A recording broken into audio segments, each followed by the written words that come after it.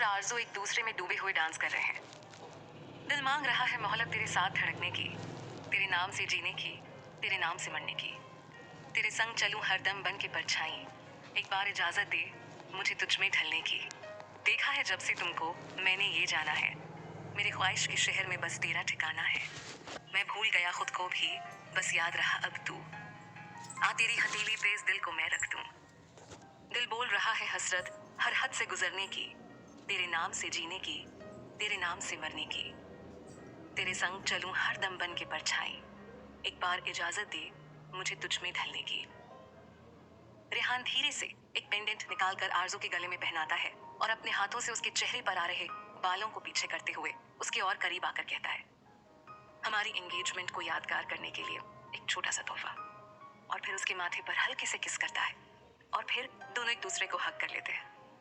तुम सच में बहुत अच्छी पेंटिंग्स बनाती हो, मेरी भी एक बनाओ ना प्लीज। मैं जानना चाहता हूँ कि तुम मेरे बारे में क्या सोचती हो। जब मैं तुम्हारे साथ नहीं होता हूँ तो तुम क्या इमेजिन करती हो। उसकी बात सुनकर आरज़ू उसका हाथ पकड़कर उसे सीढ़ियों से ऊपर लेकर जाती है। ऊपर के फ्लोर पर एक 2 BHK फ्लैट था और उसके सामने एक बड़ा सा टेरेस। रेहान जब यहाँ पहली बार आया था तब उसके पिता ने बताया था कि अपने शुरुआती दिनों में वो इसी फ्लैट में रहा करते थे। आरज़ू उसे वहीं लेकर आई। उसने दरवाजा खोला तो अंदर का हाल देखकर रेहान मुस्कुरा उठा। अंदर सब कुछ बिल्कुल वैसे ही सजाया हुआ था जैसे कि उसके पिता ने बताया था। ये देखकर रेहान ने एक बार फिर से आरज़ू को गले लगाकर थैंक यू बोला, लेकिन आरज़ू उसे अंदर के कमरे में लेकर गई। इस कमरे को देखकर रेहान का मुंह खुला का खुला रह गया। वो रूम पर्पल और व्हाइट के कॉम्बिनेशन में सजा हुआ था। एक तरफ कबर्ड था, बीच में एक बेड और दूसरी तरफ एक काउच रखा था। बेड के ऊपर की दीवार पर ढेर सारी तस्वीरें लगी थीं, जिनमें रेहान की बचपन से लेकर अभी तक की सारी खास मौकों पे ली गई तस्वीरें थीं। लेकिन सबसे अलग और सबसे खास तस्वीर बीच में थी, जिसे हाथ से पेंट करके बनाया गया था। इस पेंटिंग में रेहान खुलकर हंस रहा था। आरज़ू उसे वहां ले जाकर पूछती है, अब तो मिल गया ना आपको आपके सारे सवालों का जवाब। उसके चेहरे को हाथों में भरते हुए, रेहान मेरे लिए हमेशा आपकी खुशी इंपॉर्टेंट रही है। आपकी एक खुशी के लिए अगर मैं किसी से लड़ सकती हूँ तो मैं खुद को मिटा भी सकती हूँ। उसकी बात सुनकर रेहान ने उसे टाइटली हक कर लिया और फिर दोनों वहीं काउच पर बैठकर बचपन की शरारतों को याद करने लगे। इस दौरान वो काफी हंसते कभी झगड़ते। कुल मिलाकर दोनों का काफी अच्छा वक्त बीता। जहाँ एक और हमारे लव बर्ड्स एक दूसरे में खोए हुए थे, वहीं दूसरी ओर आरव आज बहुत अकेला महसूस कर रहा था। वो कभी खुद को लेक्चर में तो कभी लाइब्रेरी की बुक्स में एंगेज करने की कोशिश करता है, लेकिन हर बार नतीजा सिफर ही रहता है। तंग आकर वो कैंटीन में आता है और चाय ऑर्डर करता है, लेकिन अकेले कभी चाय का स्वाद आता है भला? मुझे तो आज तक नहीं आया। तो आरव का भी यही हाल था। उसे रेहान और आरज़ू की याद आ रही थी, लेकिन वो उन्हें कॉल भी नहीं कर सकता था, तो बेचारा मुंह लटका कर बैठा हुआ था। कहते हैं खाली दिमाग शैतान का घर और बुरा वक्त भी कभी अकेला नहीं आता। तो हमारे खाली दिमाग जैसे आरव के पास कुछ शैतान प्यार और दोस्ती का मुखौटा लगाकर पहुंच गए। ये शैतान थे अजय, नमन, सुमित, गोल्डी और सना। इनमें से बाकियों से तो वो अक्सर बातें करता था, लेकिन सना से वो पहली बार बात कर रहा था। सारा दिन नमूनों के साथ बिताने के बाद वो ऑफिस पहुंचा, ये सोचकर कि शायद उसका मन वहां लग जाए। दूसरी तरफ एक दूसरे की बाहों में बैठे रेहान और आरज़ू ढेर सारी बातें कर रहे होते। आरज़ू कहती कि उसे बहुत भूख लगी, कहीं बाहर चले। तो रेहान उसके करीब आकर शरारत में अपना सर नाम में हिलाता है और फिर अपना फोन उसे देते हुए कहता है, जो भी खाना यही मंगा लो। आरज़ू खाना ऑर्डर करती है। रेहान उसे अपने सारे कार्ड और अकाउंट के पासवर्ड्स बताता है और कहता है, वैसे तो हमारी शादी में अभी वक्त है, लेकिन मैंने मन से अभी से तुम्हें अपना सब कुछ मान लिया है और इसीलिए मुझ पर और मेरी हर चीज पर तुम्हारा पूरा अधिकार है। उसके कानों के पास आकर धीरे से, मुझसे भी ज्यादा, और फिर धीरे धीरे उसके गालों को किस करता है, जिससे आरज़ू शर्मा कर अपनी पलकें झुका लेती है। तभी डोरबेल बजती है और रेहान जाकर खाने का ऑर्डर रिसीव करता है। लंच के बाद वो दोनों भी ऑफिस के लिए निकलते हैं। ऑफिस में आज एक इम्पोर्टेंट मीटिंग थी, लेकिन ना आरव और ना रेहान और ना बाकी किसी को पता था कि ये मीटिंग क्यों है। सब कॉन्फ्रेंस रूम में बैठ के इंतजार कर रहे हैं। थोड़ी देर में मिस्टर शर्मा और मिस्टर मित्तल अंदर आते हैं और मिस्टर मित्तल मीटिंग की शुरुआत करते हैं।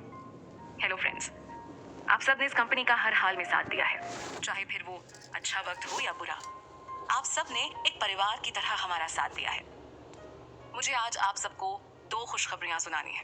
पहला तो ये कि आज से हमारे इस परिवार में एक नया सदस्य जुड़ने जा रहा है। सब एक दूसरे को देखने लगते हैं। हाँ, चिंता मत करिए, ये कोई अजनबी नहीं है। आप सब उसे जानते हैं, बस वो इस कंपनी में नहीं है। So please welcome our new member of family, miss Arzoo Mittal. सब तालियों से उसका वेलकम करते हैं, सिवाय आरव और रेहान के, जो भी गुस्से में उसे घूर रहे होते हैं। मिस्टर मित्तल और एक अनाउंसमेंट करते हैं। फ्रेंड्स, मैंने आपसे अभी कहा कि मेरे पास शेयर करने के लिए 2 गुड न्यूज़ है, बट सॉरी, दूसरी वाली न्यूज़ मैं आपको नहीं बताऊंगा। इसके बारे में आप सबको मिस आरजू बताएंगी। मिस आरजू प्लीज, कहकर मिस्टर मित्तल अपनी सीट पर बैठ गए और आरजू अपना प्रेजेंटेशन देती है। हालांकि वो थोड़ी नर्वस थी, लेकिन फिर भी उसने काफी अच्छे से सब कुछ हैंडल किया। उसका प्रेजेंटेशन वहां मौजूद सभी लोगों को पसंद आया और सबने उसकी तारीफ की। कुछ लोगों ने अपनी तरफ से कुछ पॉइंट्स भी बताए, जिसे आरजू ने नोट डाउन कर लिया। अंत में मिस्टर शर्मा ने उसे ये प्रोजेक्ट रेहान और आरव के अंडर में पूरा करने के लिए दे दिया। मीटिंग के बाद रेहान और आरव ने पहले उसे घेरा और ये बात पहले ना बताने के लिए अच्छे से ट्रीट किया। समय तेज रफ्तार के साथ आगे बढ़ रहा था। सब अपने अपने कामों में बिजी थे, पहले कॉलेज फिर ऑफिस, और इसके साथ साथ रेहान और आरजू होटल के काम में भी लगे हुए थे। इन सब में वो आरव को लगभग भूल गए थे। अब वो उससे सिर्फ काम की बातें करते, जिससे वो बहुत परेशान रहने लगा। ऐसे में अजय, सुमित, नमन, गोल्डी और सना उसके करीब आने लगे। अब वो भी अपना ज्यादातर वक्त इन लोगों के साथ बिताता। कभी कभी तो वो रात को लेट आता, जिससे मिस्टर मित्तल बहुत परेशान रहने लगे। इधर सारी फॉर्मेलिटीज को पूरा करने के बाद रेहान ने भी अपना होटल शुरू कर दिया।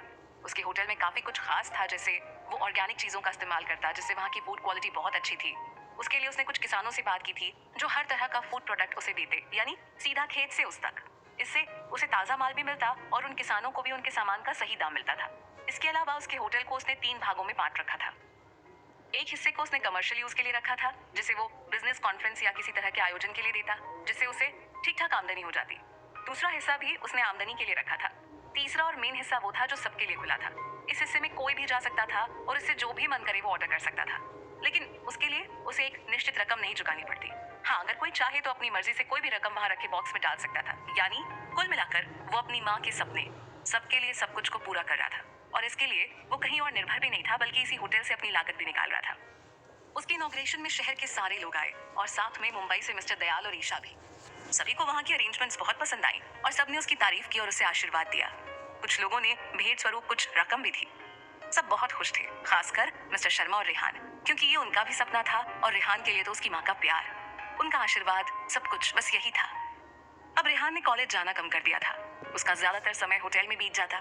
हालांकि उसने कुछ स्टाफ रखा था, मगर फिर भी उसका काफी समय वहीं बीतता। इसके बाद जो समय बचता वो ऑफिस का काम देखने में लगता। कई बार तो इन सब में वो ऐसा उलझता कि घर भी नहीं जा पाता, वहीं उस फ्लैट में सो जाता। अब वो आरजू को भी टाइम नहीं दे पाता। आरजू का भी वही हाल था। वो भी पहले कॉलेज, फिर ऑफिस और फिर पेंटिंग्स बनाने में बिजी रहने लगी। मिसेस आहूजा के साथ उसकी अच्छी बॉन्डिंग हो गई थी। अब वो अक्सर वीकेंड में उनके एनजीओ चली जाया करती थी। इधर आरव का बुरा हाल था। अब वो चिड़चिड़ा रहने लगा था। देर रात तक बाहर रहना उसकी आदत बन गई थी। हालांकि वो शराब या दूसरी बुराइयों से अभी तक दूर था, लेकिन वो अक्सर ऑफिस में सबसे उलझ जाता। बाकी किसी को तो समझ नहीं आ रहा था कि आखिर उसे ऐसा क्या हुआ है, लेकिन फिर भी ऐसी सिचुएशन में अजय और देवकी जी उसे संभालते और उसे समझाते।